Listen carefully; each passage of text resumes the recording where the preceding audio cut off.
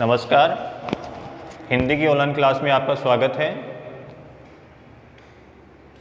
पिछली वीडियो में हमने रहीमदास जी के बारे में पढ़ा था। आज हमारा जो नया अध्याय है और वो नया अध्याय अपना बिहारी।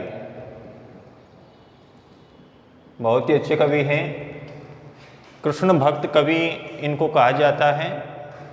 तो बिहारी थे। बिहारी का जन्म कब हुआ था?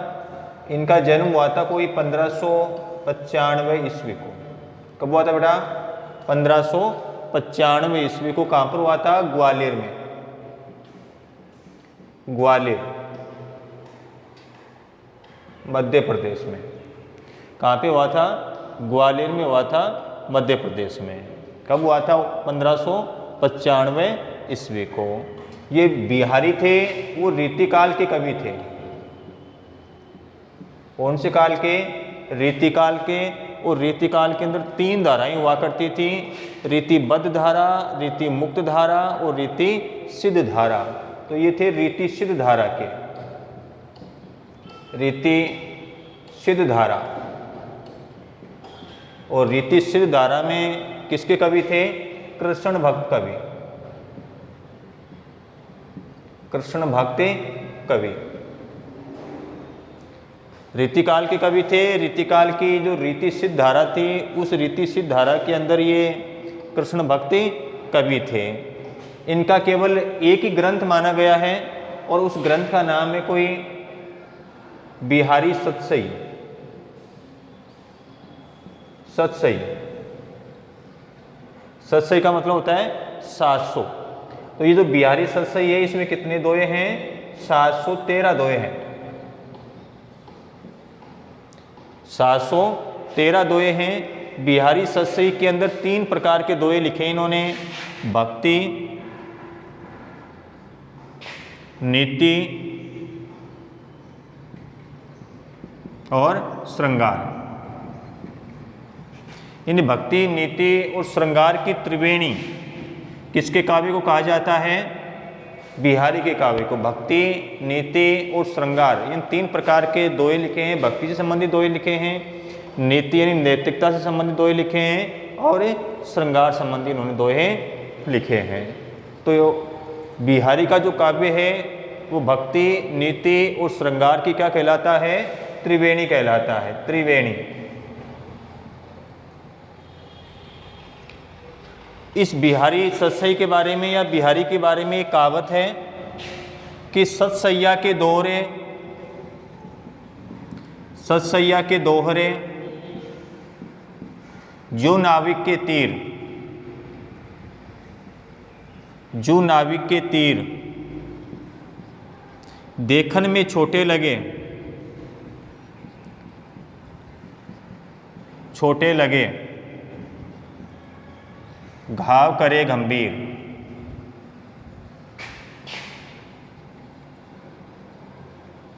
घाव करे गंभीर।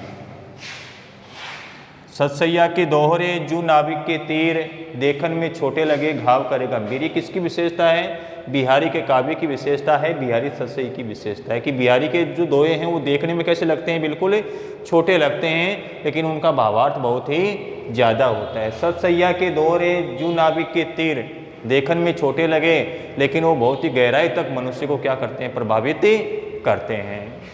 ये बिहारी थे। बिहारी को अनेक राजाओं के दरबार में आश्रय भी मिला है, लेकिन इनको सबसे ज़्यादा मान और सम्मान था। वो जयपुर के राजा थे। जयपुर के राजा थे कौन? मिर्जा राजा जयसिंह। मिर्जा राजा जयसिंह। मिर्जा राजा जयसिंह के दरबार में इनको सर्वाधिक मान सम्मान मिला था। और मिर्जा राजा जयसिंह के ये क्या थे? राजकवि थे। राजकवि थे। मिर्जा राजा जयसिंह ने ही बिहारी को काली पहाड़ी, काली पहाड़ी जो गांव था वो जागीर में दिया था इनको। काली पहाड़ी का गांव था वो उनको किस में दिया था? जागीर में दिया था। जिसका जो खर्चा वगैरह था, उससे जो भी आमदनी होती थी उससे अपना गुजारा किया करते थे। कौन? बिहारी। एक बार मिर्ज़ा राजा जयसिंह थे, वो अपनी नवोडा रानी के मोह पास में इतने अधिक बंध गए थे कि वो राजकाज को भूल गए थे और दिन भर अपनी नवोडा रानी के मोह पास के अंदर ही बंधे रहते थे। तो अब राजा को जाकर के कौन कहे कि राजन आप ये अच्छा नहीं कर रहे हो। उस समय बिहारी ने एक दोहा लिखा था और बिहारी ने वह दोहा लिख कर के राजा को सावधान किया था। दोहा क्या था? वह दोहा था, न ही पराग न ही मधुर मधु, न ही विकास यही काल, अली कली सो बंध्यो आगे कौन हवाल। ये एक अन्योक्ति थी। यानी इसमें दो अर्थ हैं इसके, न ही पराग न ही मधुर मधु, न ही विकास यही काल, अली कली सो बंध्यो आगे कौन हवाल। कि ये भ्रमर, अब से तो जिसके चारों तरफ मंडरा रहा है ये भी कली है, अभी ये फूल नहीं बनी है, अभी तक इसके अंदर शहद नहीं है, मधु इसके अंदर नहीं है, अभी तक इसमें रस नहीं है। हे भंवरे, अभी से तू इस कली के चारों तरफ मंडराने लग गया है, तो जब ये कली फूल बन जाएगी उस समय तुम्हारी क्या हालत होगी। एक तो अन्योक्ति का ये अर्थ था और दूसरा अर्थ इसका ये था, दूसरा अर्थ राजा से संबंधित था। मिर्ज़ा राजा जयसिंह को इन्होंने समझाया था कि हे राजन, अभी से तुम जिस रानी के मोह पास के अंदर बंध गए हो, अभी इस रानी का पूर्ण यौवन नहीं आया है, अभी इस रानी का पूर्ण यौवन नहीं आया है। जिस दिन इस रानी का पूर्ण यौवन आ जाएगा उस दिन तुम्हारी क्या हालत होगी। बिहारी के इस दोहे को सुन करके और मिर्ज़ा राजा जयसिंह सावचेत हो गए थे और फिर से अपने राजकाज के अंदर उन्होंने ध्यान देना प्रारंभ कर दिया था और वो बिहारी के इस दोहे से प्रसन्न हुए और बिहारी के इस दोहे से प्रसन्न होकर के उन्होंने बिहारी को प्रत्येक दोहे पर एक सोने की असरपी भी वो इनाम में दिया करते थे। तो ये थोड़ा सा इनका सामान्य सा था, क्या था, परिचय था। दोबारा देख लेते हैं। जन्म हुआ था कोई 1595 ईस्वी ग्वालियर के अंदर हुआ था। ये कौन से काल के कवि कहे जाते हैं? ये रीतिकाल के कवि कहे जाते हैं और रीतिकाल के अंदर भी कौन सी धारा के कवि कहे जाते हैं? रीति सिद्ध धारा के। कौन सी धारा के? रीति सिद्ध धारा के कवि हैं और रीति सिद्ध धारा के अंदर प्रमुख कृष्ण भक्त कवि इनको कहा जाता है। बिहारी की जो प्रमुख रचना कौन सी है? बिहारी सतसई है, जिसके अंदर कितने दोहे हैं? 713 दोहे हैं।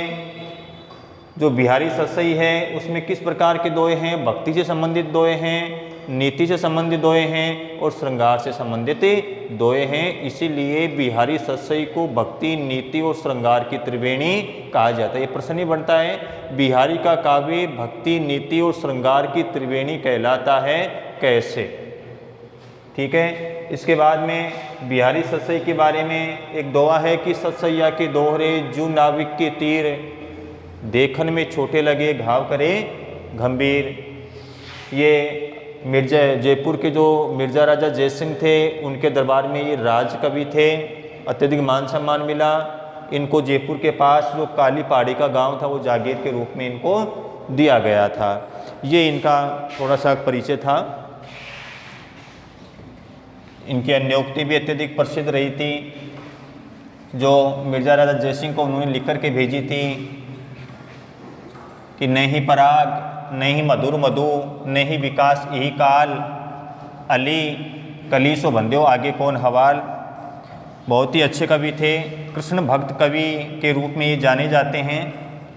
इनका प्रसंग भी हो जाएगा कि प्रस्तुत अवतरण रीतिकाल के रीति सिद्ध धारा में प्रमुख कृष्ण भक्त कवि बिहारी द्वारा रचित बिहारी सतसई से संकलित है। अब इनके दोहे देखते हैं। पहला दोहा है इनका, बहुत ही अच्छे दोहे लिखे हैं। मेरी भव बाधा हरो राधा नागर सोय,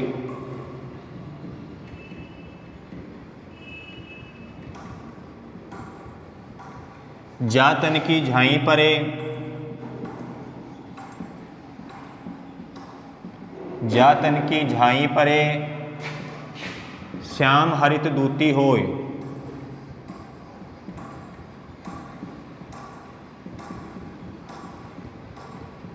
ये जो उनका दोहा है वो बिहारी ससई का पहला दोहा है, यानी मंगलाचरण के रूप में, मंगलाचरण के रूप में लिखा गया इनका पहला दोहा है कि कोई भी कवि है जब अपनी रचना को प्रारंभ करता है तो वह अपने इष्ट देव का क्या करता है, ध्यान करता है। बिहारी ने भी अपने इष्ट देव का क्या किया है, ध्यान किया है। और बिहारी ने अपना इष्ट देव किसको माना है, यहाँ पर राधा को, यानी स्वयं के कल्याण की कामना किससे की है, राधा जी से की है। ये मंगलाचरण के रूप में लिखा गया उनका पहला दोहा है। तो बिहारी जी क्या कह रहे हैं, मेरी भव बाधा हरो राधा नागर सोई। बिहारी कह रहे हैं, नागर का मतलब होता है बेटा चतुर, चतुर, भव बाधा सांसारिक कष्ट। कभी बिहारी कह रहे हैं कि हे चतुर राधा जी, हे चतुर राधा जी, आप मेरी सांसारिक बाधाओं को दूर कर दीजिए। यानी कभी स्वयं के कल्याण की कामना कर रहा है और अपनी जो रचना है उसके सफल होने की कामना राधा जी से करता हुआ कह रहा है कि हे चतुर राधा जी, आप मेरी सांसारिक बाधाओं को क्या कीजिए, दूर कर दीजिए।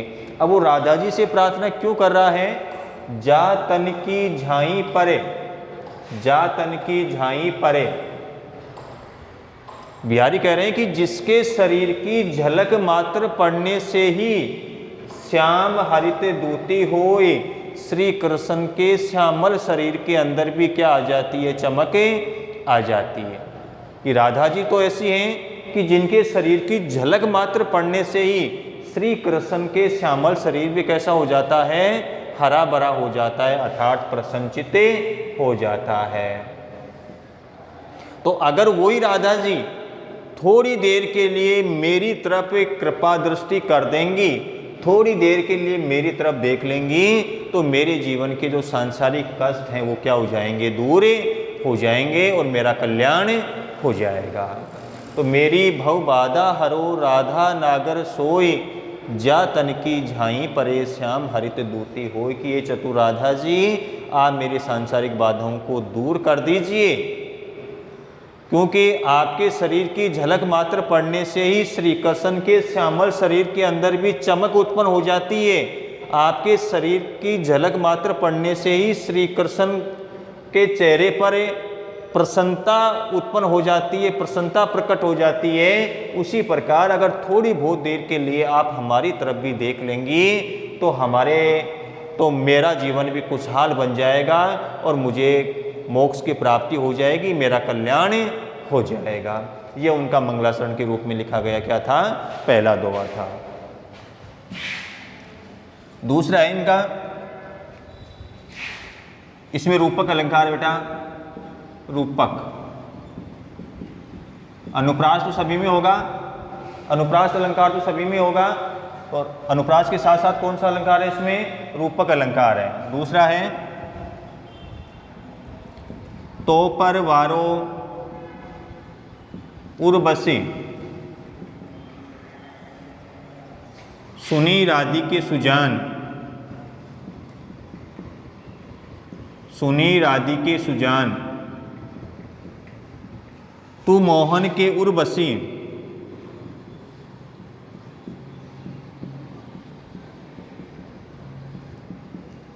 हवे उर्वशी समान।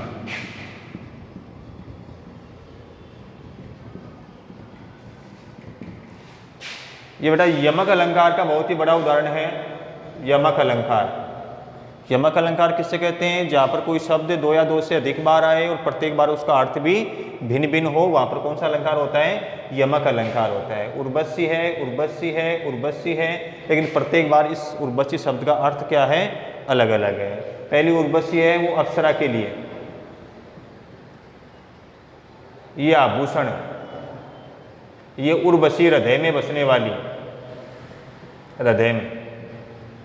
तो देखो एक राधा जी की सखी है, राधा जी की सखी है, वो राधा जी को देख करके और उनकी सुंदरता का बखान कर रही है, और उनकी सुंदरता का बखान करती हुई क्या कह रही है, तो पर वारो उर्वशी सुनी राधिके सुजान। एक राधा जी की सखी राधा जी की सुंदरता को देख करके क्या कह रही है कि हे चतुर राधा जी, आप बहुत अधिक क्या हो, सुंदर हो, आप बहुत अधिक सुंदर हो, और आपकी सुंदरता को देखकर तो उसके ऊपर स्वर्ग की अप्सराओं को भी क्या किया जा सकता है, न्योछावर किया जा सकता है। राधा जी की सखी राधा जी की सुंदरता को देख करके और राधा जी से कह रही है कि चतुर राधा जी, आप बहुत अधिक सुंदर हो, और आपकी सुंदरता तो ऐसी है, आपकी सुंदरता तो इतनी मन भावक है, मन मोहक है कि उसके ऊपर स्वर्ग की अप्सराओं को भी न्योछावर किया जा सकता है, अर्थात आप स्वर्ग की अप्सराओं से भी क्या हो, सुंदर हो। तू मोहन के उर्वशी, कि हे राधा जी, तुम तो श्री कृष्ण के हृदय के अंदर है, तू मोहन के उर्वशी हवे उर्वशी समान, ये आभूषण आपका, ये हृदय में, तू मोहन के उर्वशी, हे राधा जी, तुम तो श्री कृष्ण के हृदय में बसी हुई हो, किसके समान, उर्वशी नामक आभूषण के समान, तुम तो हमेशा श्री कृष्ण के हृदय के अंदर क्या हो, बसी हुई हो। ठीक है, यमक अलंकार का उदाहरण है। यहाँ पर राधा जी की सखी है, वो राधा जी की सुंदरता को देख करके और कह रही है कि राधा जी, आप बहुत अधिक सुंदर हो, आपकी सुंदरता तो इतनी अधिक है कि उसके ऊपर स्वर्ग की अप्सराओं को भी न्योछावर किया जा सकता है। आप तो श्री कृष्ण के हृदय में उर्वशी नामक आभूषण के समान क्या हो, बसी हुई हो। अगला तीसरा है इनका,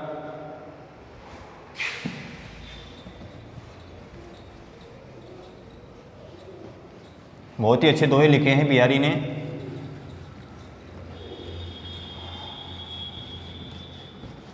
ये अगला तीसरा है उनका भक्ति से है, तीसरा भक्ति का है।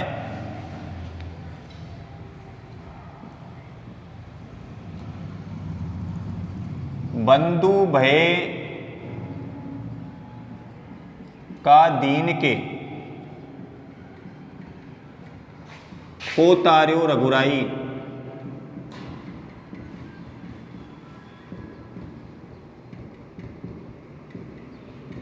टूटे टूटे फिरत हो,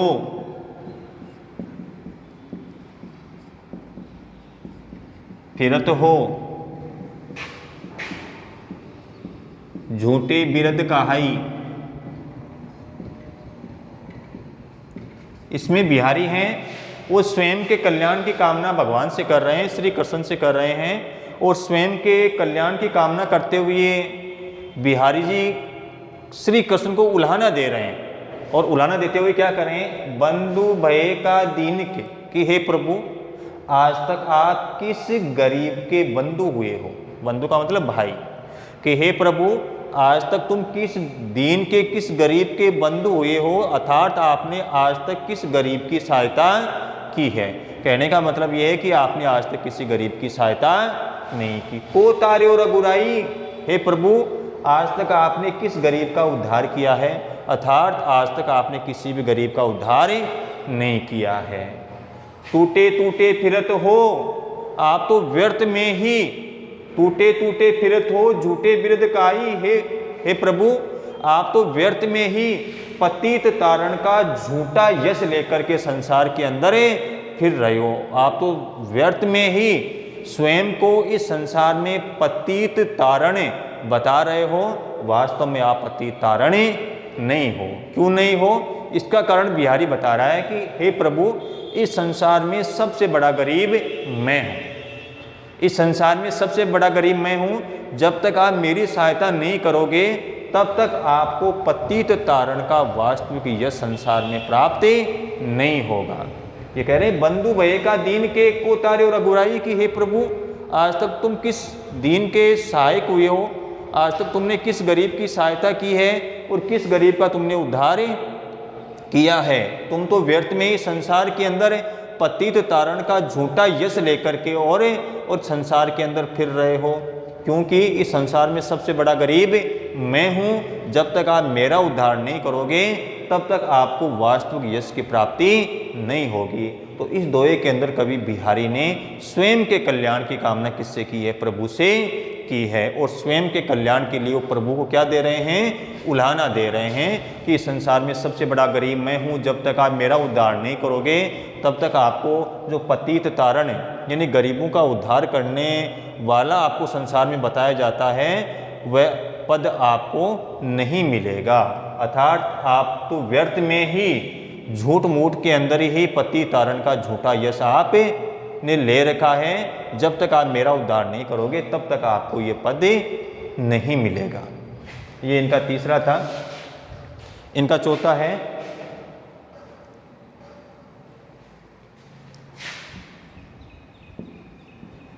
कब को टेरतु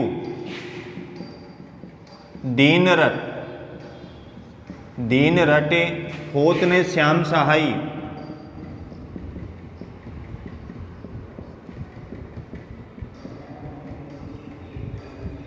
तुमहु लागी जगत गुरु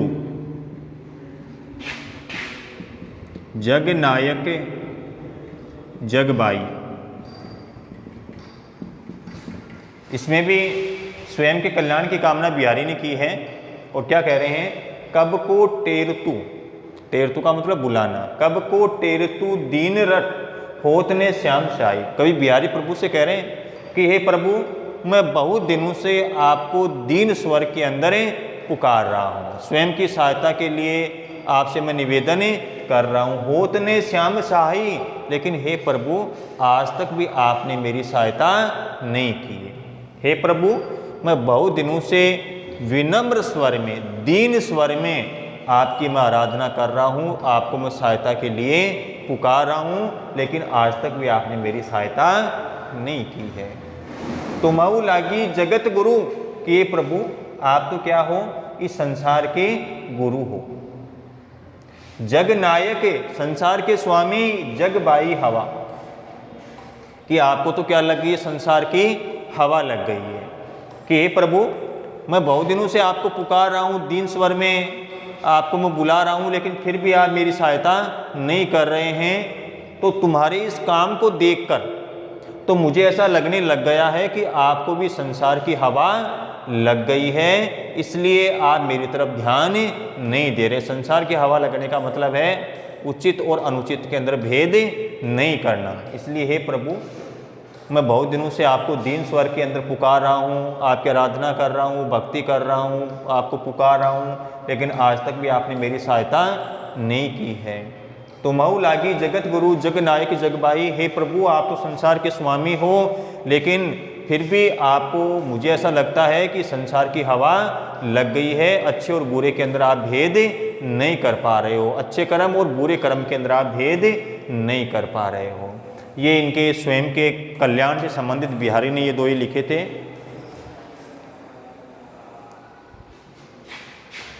पांचवा है इनका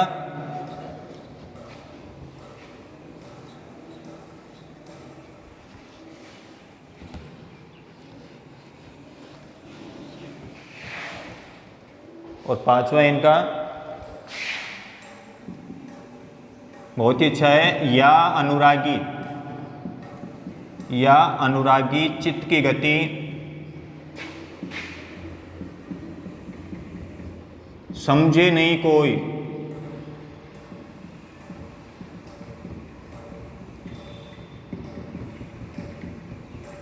जूजू बूढ़े श्याम रंग,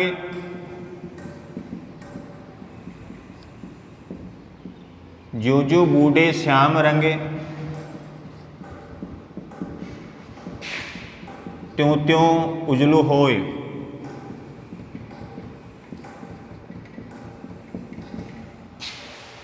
ये विरोधाभास अलंकार का सबसे बड़ा उदाहरण है, विरोधाभास।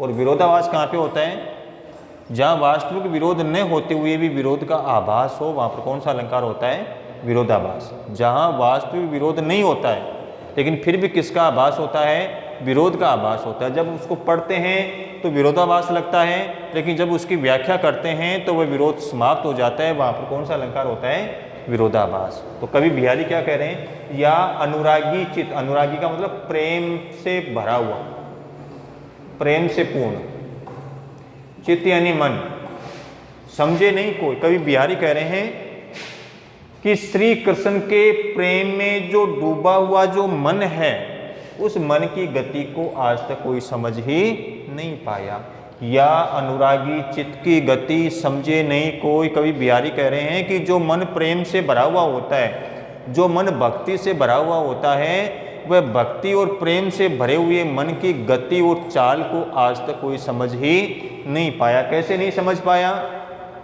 जो जो बूढ़े, बूढ़े का मतलब डूबना, जो जो बूढ़े श्याम रंग, जैसे जैसे ये काले रंग में डूबता है, श्याम रंग का मतलब काला रंग, काला, और एक है कृष्ण, कि जैसे जैसे ये मन काले रंग में डूबता है, त्यों त्यों उजलू होय, वैसे वैसे ये क्या हो जाता है? उज्जवल हो जाता है। तो क्या कभी ऐसा होता है कि कोई किसी वस्तु को अगर काले रंग में डुबोएंगे तो वो उज्जवल होगी क्या?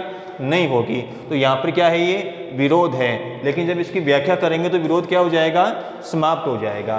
कि जैसे जैसे वह अनुरागी मन है वो श्री कृष्ण की भक्ति के अंदर डूबता जाएगा।